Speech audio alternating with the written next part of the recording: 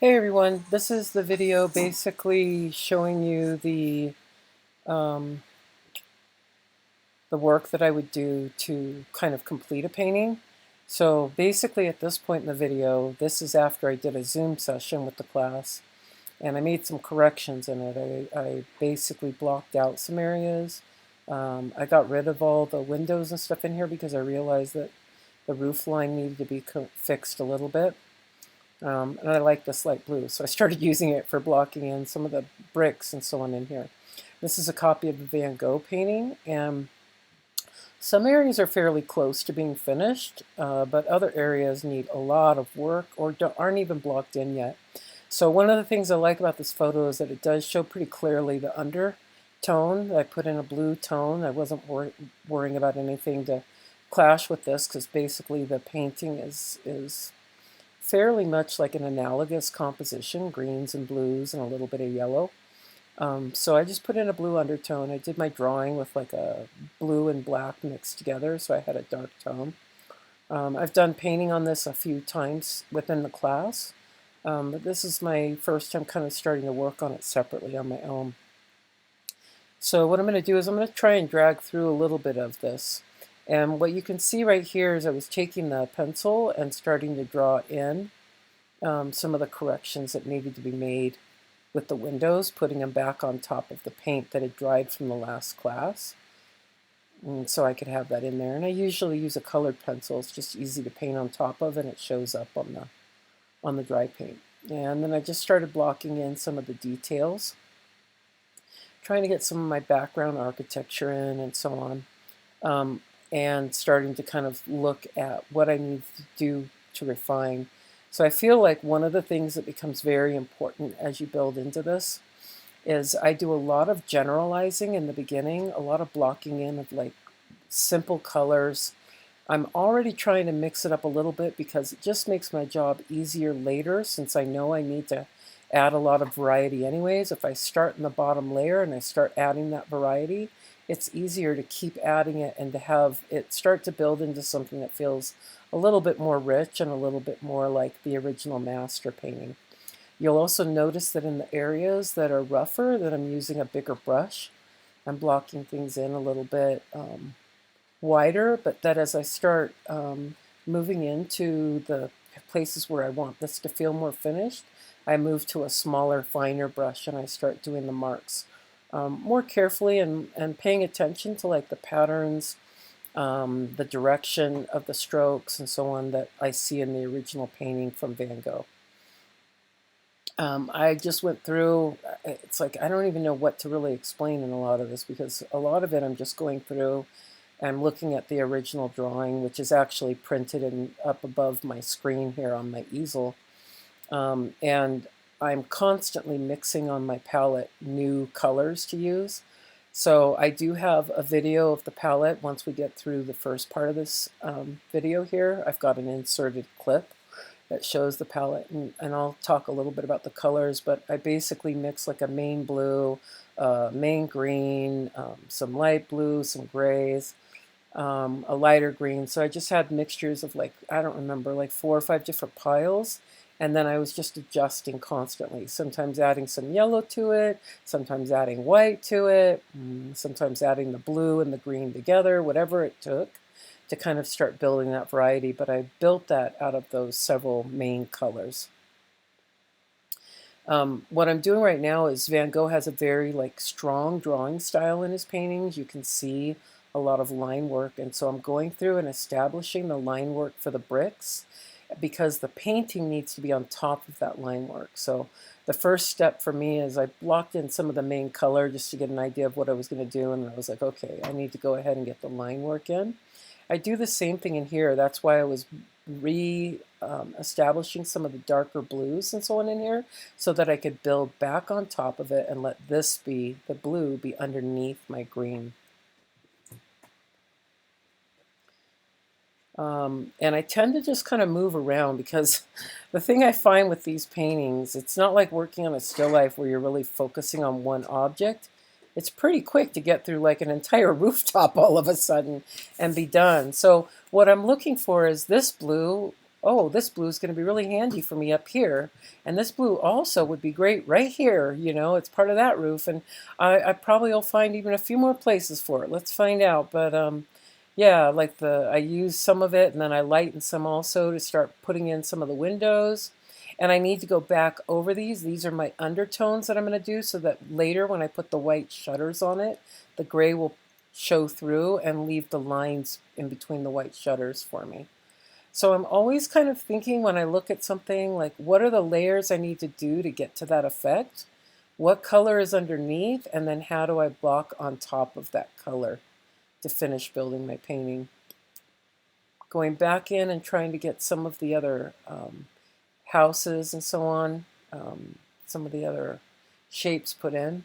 And now you can see, so the blue, the light blue was all dry in here, so I could put back in the whites and so on that I wanted on top to get a look that's kind of similar to this.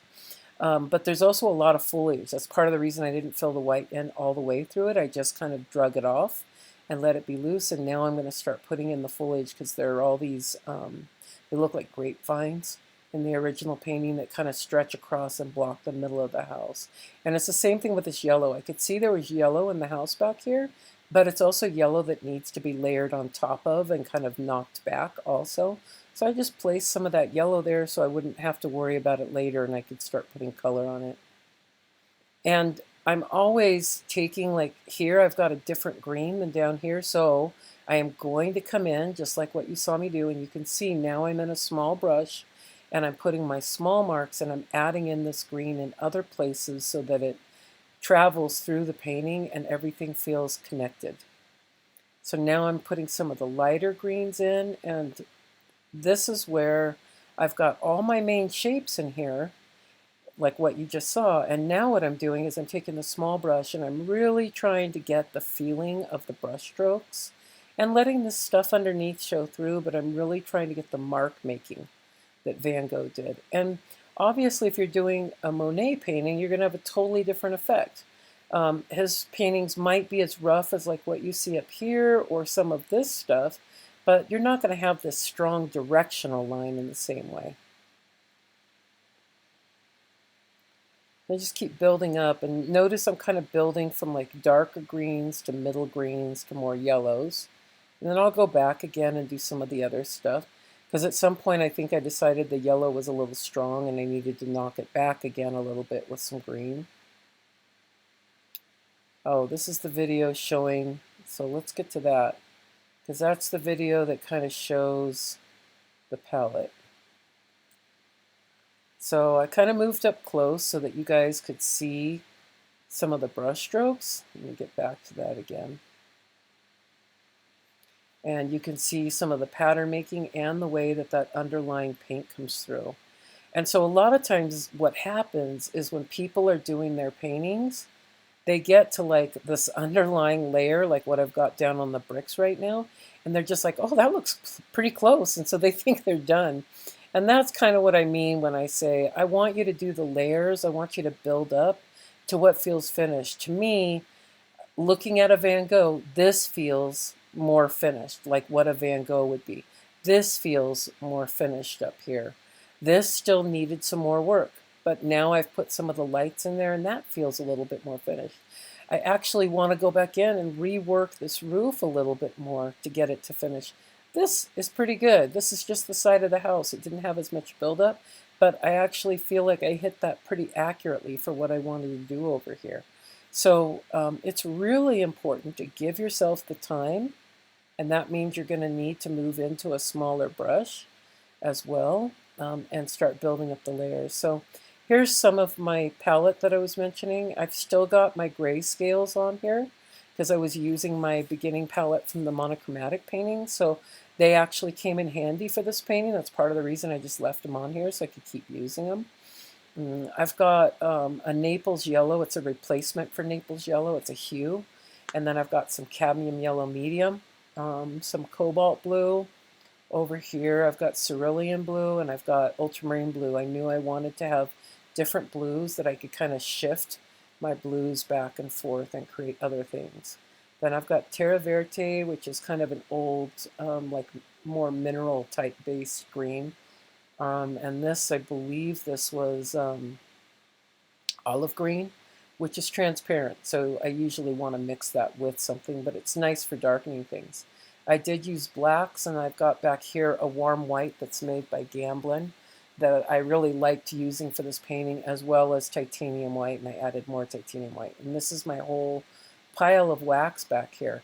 So you can see I'm just mixing back and forth. I'm just trying out new things. You know, this one I think predominantly had this yellow in it. Some of the green, I might have added some grays or some browns to it. I don't remember. A lot of times if the greens are too strong and they're overly bright, that's what I'll do is I'll take a little bit of these grays and mix them in. Or if I had browns out here, I would do the same thing with the browns. The Naples yellow with some white made this a little bit lighter Naples yellow, and then even a little bit lighter with the warm white. Then I probably took a little bit of this or this and mixed it in with some of this green on the side. So I'm just using these kind of main piles that I've mixed, and then, or pure colors, and then just adjusting back and forth. And you can kind of see the different versions, like here's one, and here's a little bit lighter one, and here's a darker version, and these are all basically the same color. And then here I've taken some of my cobalt. I really like the way cobalt mixes into other colors a lot of the time. So I've mixed some of that blue into this and so on.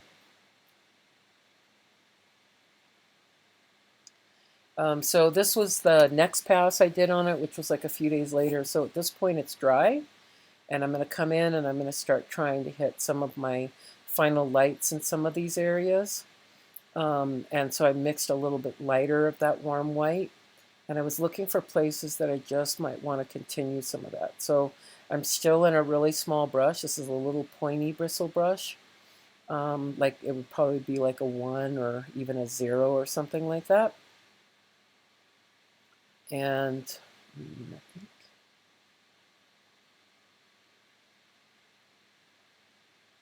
yeah, I can control it by dragging. Okay, so here you can kind of see I'm just putting in some of the background first because I've got to start dropping the foliage on top of it.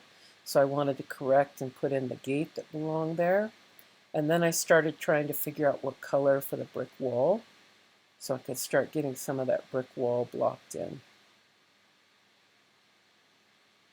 And it's a warmer white color. I went back over and changed the color on the top of this wall. I started doing the lines and I realized, no, I need another color on top for the lines. So I put in that lighter color, and then later I did that. And then here I'm using that lighter color back here as well to hit the side of this building. And if you remember, I put in that yellow because I knew I'd have to come back on top of it. So now that yellow's dry at this point, and I've put in these warm kind of beigey tones on top and started to develop that house back there. A lot of times when I get color on my brush, I just start looking through the painting and wondering, like, yeah, I could use a little bit of this color here. Yeah, I could use a little bit of that color there. Here there's like a red ridge line up here that needed to be put in, and I actually need to do another striped kind of mark making on top of it. And then I noticed that this one had a little bit of red. And that red's really important because you realize all of a sudden we just went from a purely analogous composition to one where that red becomes a really nice accent in the middle of all these greens and blues.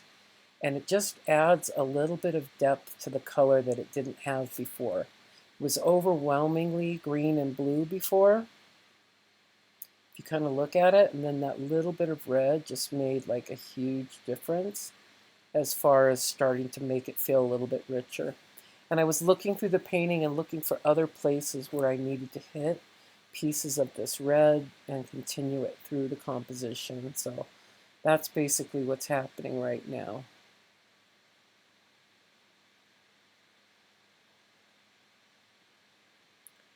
Just continuing to kind of finish the marks.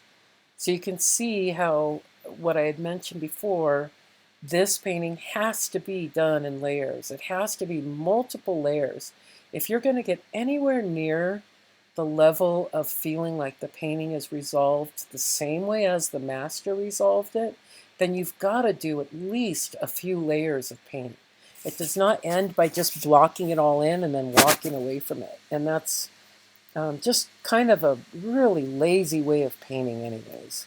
As you keep adding these layers, the painting just gets richer and richer and feels more and more complete. So I was doing all the mark making on these walls that I saw in the original, and then reestablishing some of my lines until I realized, hey, that's too wet. I can't do that. So I stopped. And I started working on some of the other areas. So now you can see these are kind of more complete at this point with the bits of lights. I brought in some of the light that looks like it was on the roof in the original. All still with a small brush. Yes, the small brush can take a lot longer, but it really gives you the effect that you want. Then I came in and I finally started hitting some of this foreground grass. Now that I have enough of the brick wall done, I can pay attention to some of this. And it's nice for me to get to a point that I finally feel like some of the painting it's all filled in, basically. I do have more stuff I need to work on after this video ends. I had still more resolution of areas in here, the chimney. I needed to, the roofs aren't quite where I want them to be. I needed to finish blocking in lights on top of these shutters and some finished line work in here. There was more work to do in here as well with this building and continuing up the foliage and so on. But once I finished this video, it just felt so much more complete because it's starting to feel much more like where the final painting needs to be at this point. You can kind of see as you look at it.